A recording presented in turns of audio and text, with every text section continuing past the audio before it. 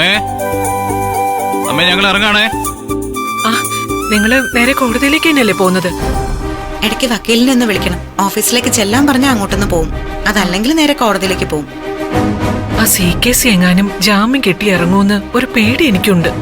പേടിക്കാനൊന്നും ഇല്ലെന്നാ ലത വക്കീല് പറഞ്ഞത്.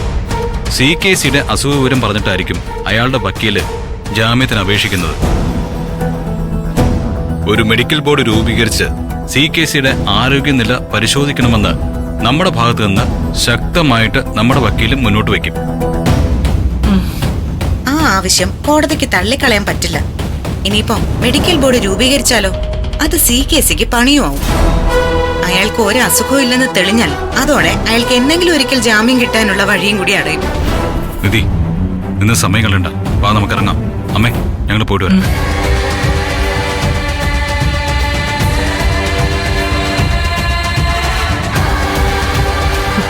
രണ്ടുപേരും കൂടി കോടതിയിലേക്ക് പുറപ്പെട്ടതായിരിക്കും.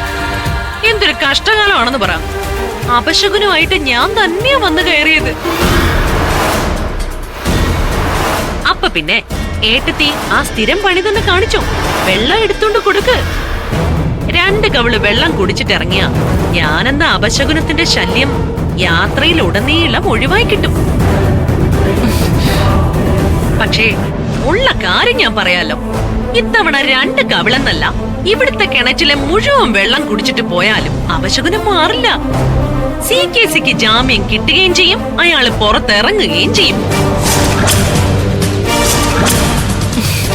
ഞാൻ പറഞ്ഞത് എന്താന്ന് വെച്ചാ,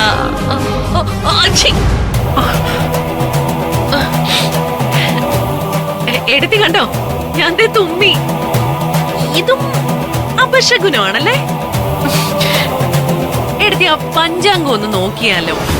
CKC ജയിച്ച അടങ്ങുന്ന നിനക്കെന്താ വസു ഇത്ര വാശി?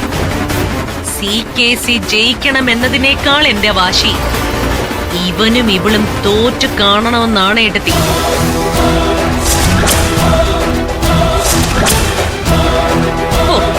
എനിക്ക് ഈ ശുഭശകുനത്തിലോ അപശകുനത്തിലോ ഒന്നും ഒരു വിശ്വാസം ഇല്ലാത്തതുകൊണ്ട് പറയാ. വേണമെങ്കിൽ ഒരു നിറകുടവുമായിട്ട് ഏട്ടത്തി വന്ന് ഇവരെ യാത്ര അയച്ചു. എന്ത് വേണമെങ്കിലും ചെയ്തോ.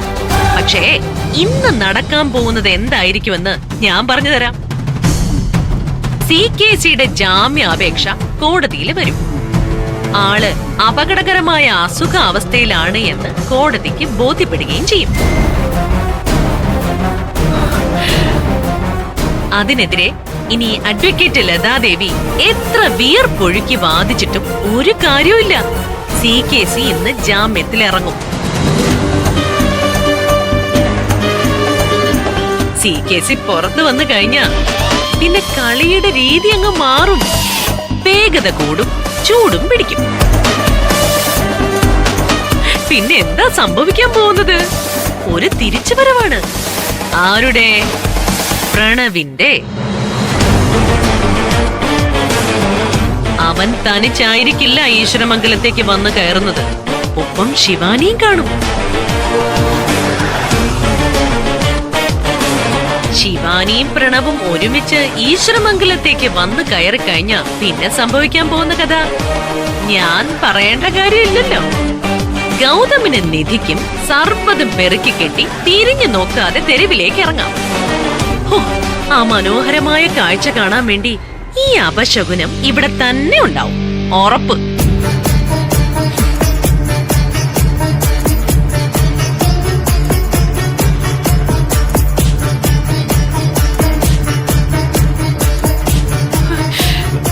അവളുടെ വർത്തമാനത്തിൽ എന്തൊക്കെയോ നിഗൂഢതകളുണ്ട് ഗൗതം.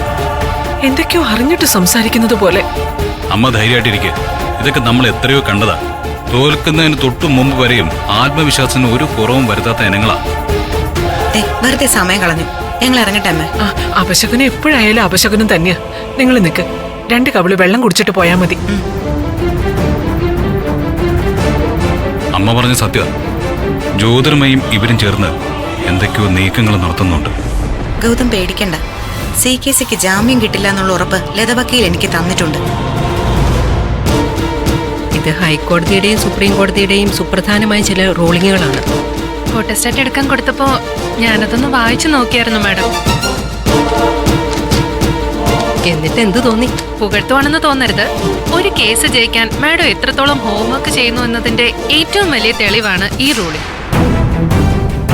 ഏതെങ്കിലും കേസിൽ പെട്ട് ജയിലിൽ പോകുന്ന അവസ്ഥ വന്ന പല പ്രശസ്തന്മാരും എടുക്കുന്ന ഒരടവാണ് ഹാർട്ട് അറ്റാക്ക്. ആ പേരും പറഞ്ഞ് കോടതിയിൽ നിന്ന് ജാമ്യം നേടി ഇറങ്ങിപ്പോയി വീണ്ടും സുഖവാസം തുടങ്ങും. അതിനെതിരെ ചില പ്രോട്ടോകോളുകൾ പാലിക്കണമെന്ന് പറഞ്ഞ് സുപ്രീം കോടതി കൃത്യമായ മാർഗനിർദ്ദേശങ്ങൾ കൊടുത്തിട്ടുണ്ട്. ഇത് വെച്ചായിരിക്കും ഞാനിനി CKCക്കെതിരെ വാദിക്കാൻ പോകുന്നത്. മാഡത്തിന് ഇത് പ്രസന്റ് ചെയ്യാനുള്ള കപ്പാസിറ്റി ഉണ്ട്. മാഡത്തിന്റെ വാദം കോടതി അംഗീകരിക്കുകയും ചെയ്യും. CKC ഇപ്പോ കാണിച്ച നെഞ്ചുവേദന എന്ന അതിബുദ്ധി അയാൾക്ക് തന്നെ ആപത്തായി മാറാൻ പോവുക. ഒരു മെഡിക്കൽ ബോർഡിനെ വെച്ച് പരിശോധിക്കുന്നതോടെ കള്ളി വെളിച്ചത്താവും. അതോടെ പിന്നെ ഒരു ജാമ്യാപേക്ഷയ്ക്കുള്ള സാധ്യത പോലും അടയും. അയാൾ ഒരു വൃത്തികെട്ടവനാണ് മാഡം. പുറത്തിറങ്ങിയ ഗൗതം സാറിനെ നിധി മാഡത്തിനെയും അയാൾ ഉപദ്രവിക്കുന്നുള്ള കാര്യം ഉറപ്പാ. അതിലും മോശമാണ് ഈ CKCയുടെ ഭാര്യ. അയാൾക്ക് ഒരു കാരണവശാലും ജാമ്യം കിട്ടരുതെന്ന് തന്നെയാണ് എന്റെ ആഗ്രഹം. അയ്യോ, സമയം പോകുന്നു. നമ്മുടെ ഓട്ടോ വരാൻ പറഞ്ഞായിരുന്നോ? നമ്മുടെ സ്ഥിരം ഓട്ടോക്കാരനില്ല മാഡം, വണ്ടി വർക്ക്ഷോപ്പിലാ. പകരം ഞാനൊരാളെ ഏർപ്പാടാക്കിയിട്ടുണ്ട്. ഇറങ്ങുന്ന സമയത്ത് വിളിച്ച ഒരു 5 മിനിറ്റിനകം എത്തിക്കോളാന്ന് പറഞ്ഞിട്ടുണ്ട്. എങ്കിൽ പിന്നെ സമയം കളയണ്ട, അയാളെ വിളിക്ക്. വേഗം വരാൻ പറ, നമുക്ക് കോടതിയിലേക്ക് പോവാം. ശരി മാഡം.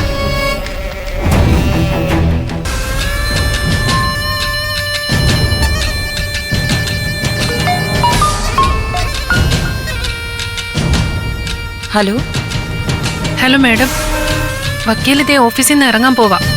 എന്നോട് ഓട്ടോ വിളിക്കാൻ പറഞ്ഞു. അത് സാരമില്ല, 5 മിനിറ്റിനകം ആൾ ഓട്ടോയുമായി വക്കീൽ ഓഫീസിന് മുന്നിലെത്തും. ശരി, വേറെ കുഴപ്പമൊന്നുമില്ലല്ലോ മാഡം? നിന്റെ മാഡത്തിനെ ഭദ്രമായിട്ട് ആ ഓട്ടോയിലേക്ക് കയറ്റി വിട്ടാൽ മാത്രം മതി. ബാക്കി കാര്യങ്ങൾ ഓട്ടോക്കാരൻ നോക്കിക്കോളും. അഡ്വക്കേറ്റ് ലതാദേവി ഇന്ന് നിധിക്കും ഗൗതമിനും വേണ്ടി കോടതിയിൽ ഹാജരാവില്ല. അപ്പൊ കാര്യങ്ങളെല്ലാം കൃത്യമായിട്ട് പ്ലാൻ ചെയ്തിട്ടുണ്ടല്ലേ? മാഡത്തിനെ ഉപദ്രവിക്കൊന്നും ചെയ്യില്ലല്ലോ? No, never. CKCക്ക് ജാമ്യം അനുവദിച്ചുകൊണ്ടുള്ള കോടതി ഉത്തരവ് കൈപ്പറ്റി കഴിഞ്ഞ ആ നിമിഷം ഒരു പോറൽ പോലും ഏൽക്കാതെ എവിടെയാ പോകേണ്ടെന്ന് വെച്ചാ അവിടെ കൊണ്ട് എത്തിച്ചിരിക്കും. മതി, അത്രയും മതി മാഡം. എങ്കിൽ പിന്നെ താൻ ഫോൺ വെച്ചോ, ഞാൻ ഓട്ടോയുടെ കാര്യമൊന്ന് ഏർപ്പാടാക്കട്ടെ. ഇന്നിനി എന്താവും എന്തോ. എന്തിനാ ഗൗതം ഇങ്ങനെ ടെൻഷൻ ആവുന്നത്? നമ്മളെ എങ്ങനെ മാനസികമായി തളർത്തണമെന്ന് മാത്രമാണ് വസുന്ധരാന്റിയുടെ ലക്ഷ്യം. അത് ഗൗതമിനും അറിയാവുന്നതല്ലേ. എന്നാലും എന്തോ രാവിലെ കംപ്ലീറ്റ് മൂടും കളഞ്ഞു. അത് വിട്, ലത വക്കീലിൽ നിന്ന് വിളിച്ച് കോടതിയിലെത്തിയെന്ന് ചോദിക്കും. ആ, വിളിക്കാം.